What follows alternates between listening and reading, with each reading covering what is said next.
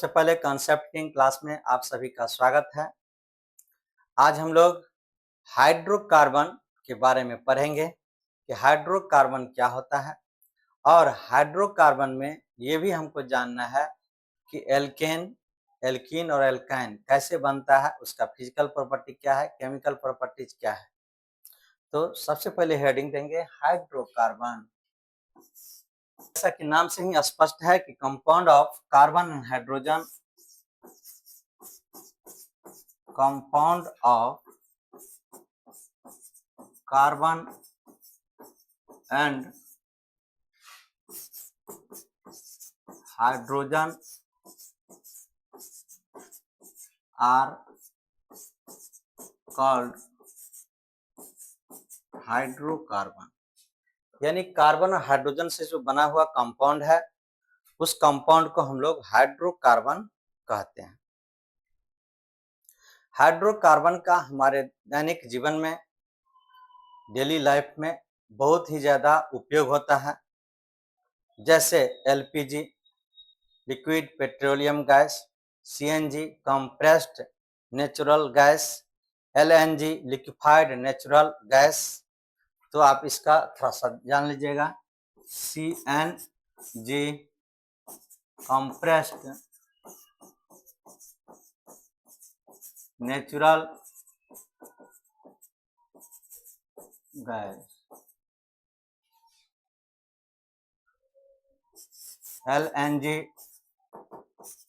LNG का होता है liquefied natural gas,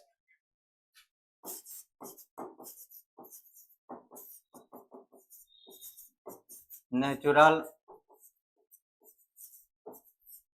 LPG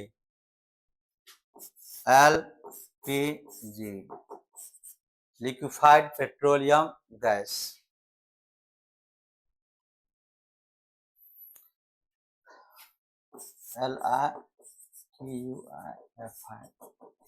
liquefied petroleum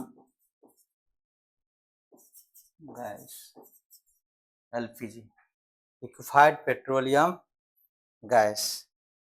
इस चीज को आपको ध्यान रखना है कि सीएनजी, एलएनजी और एलपीजी का फुल फॉर्म क्या होता है। ये सभी हाइड्रोकार्बन है, सभी का सभी क्या है, हाइड्रोकार्बन। और हाइड्रोकार्बन में आपको हम बताए थे कि हाइड्रोकार्बन को दो भाग में बांटे हैं, एक सैचुरेटेड और दूसरा अनसैचुरेटेड हाइड्रोकार्बन। तो हाइड्रोकार्बन को दो भाग में बांटे, ये पढ़ाए हुए हैं आपको। सैचुरेटेड हाइड्रोकार्बन और दूसरा अनसैचुरेटेड हाइड्रोकार्बन। जब कार्बन और कार्बन या कार्बन हाइड्रोजन के बीच में सिंगल बॉन्ड रहता है तो सैचुरेटेड। जब कार्बन कार्बन के बीच डबल या कार्बन कार्बन के बीच ट्रिपल बॉन्ड रहता है तो ये होता है अनसैचुरेटेड।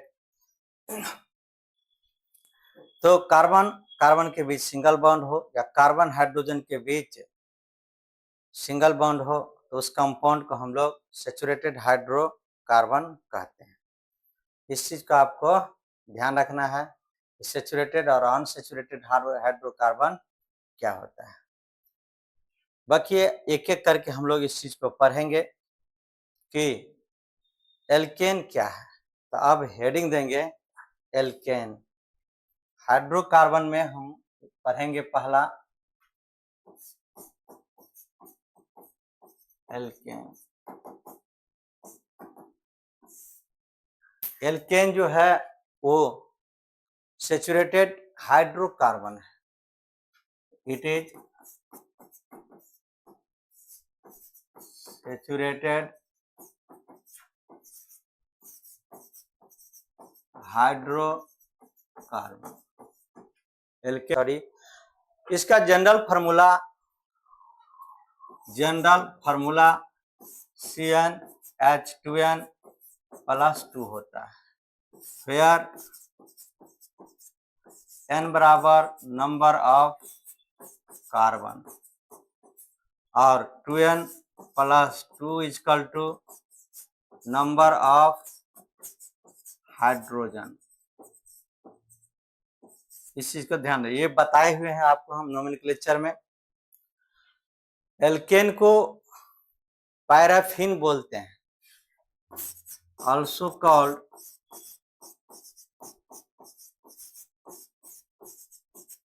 पैराफिन। क्यों बोलते हैं? ड्यू टू लेस रिएक्टिव, यानी इसकी क्रियाशीलता कम होती है, इसीलिए एल्केन को पैराफिन बोला जाता है। रीजन, ये सैचुरेटेड है और नॉन पोलर है। It is saturated hydrocarbon and non polar. Non polar, इस पर कोई चार्ज डेवलप नहीं करता है। इंडक्टिव इफेक्ट में आई का वैल्यू क्या होता है? 0। इसका जो हाइब्रिडाइजेशन होगा, हाइब्रिडाइजेशन वो sp3 होगा, यानी एल्केन का हाइब्रिडाइजेशन होता है sp3। इसका जो शेप होगा वो शेप होगा टेट्राहेड्रल। इसका शेप होगा टेट्राहेड्रल और bond angle 109 degree 28 minute. Bond angle जो होगा वो 109 degree 28 minute. Tetrahedral 109 degree 28 minute. Carbon carbon bond length, bond length, carbon carbon single bond रहता है, 1.54 एंगस्ट्रम होता है इसका बॉन्ड लेंथ। ये ध्यान रखिएगा, बहुत इंपॉर्टेंट है। Bond energy, carbon carbon bond energy, तो कार्बन कार्बन जो बॉन्ड एनर्जी है वो बॉन्ड एनर्जी होगा 83 kilo calorie. 83 kilo calorie, carbon carbon जो बॉन्ड 83 कैलोरी। और बॉन्ड लेंथ कार्बन हाइड्रोजन के बीच होगा, ये होगा कार्बन हाइड्रोजन के बीच 1.12 एंगस्ट्रम, 1.12 एंगस्ट्रम। और बॉन्ड एनर्जी जो होगा, बॉन्ड एनर्जी कार्बन हाइड्रोजन के बीच, ये बॉन्ड एनर्जी होगा 98 किलो कैलोरी। 98 किलो कैलोरी, इसको ध्यान रखना है, ये काफी इंपॉर्टेंट है। तो थोड़ा सा हम इस पर और आगे बढ़ने की कोशिश कर रहे हैं, एग्जाम्पल लेकर के इसको समझने का कोशिश किया जाए।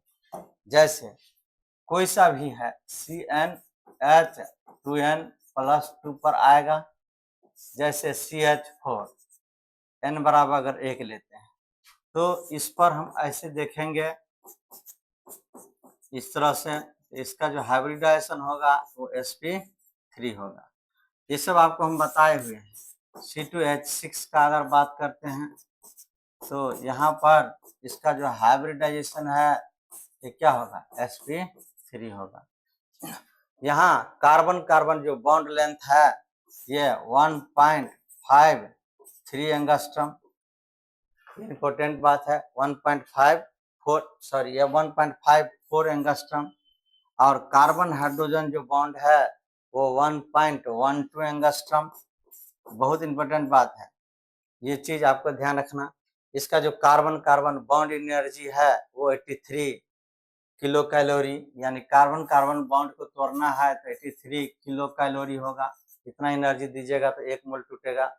इसके बाद कार्बन हाइड्रोजन बॉन्ड एनर्जी जो है वो ज्यादा है, 98 किलो कैलोरी पर मोल। इतना बॉन्ड तोड़ना के लिए एनर्जी देना पड़ेगा, तो इस चीज आपको ध्यान रखना है, काफी इंपॉर्टेंट है। इसके बाद हम लोग पढ़ेंगे general method of preparation of alkene. जय हिंद, जय भारत।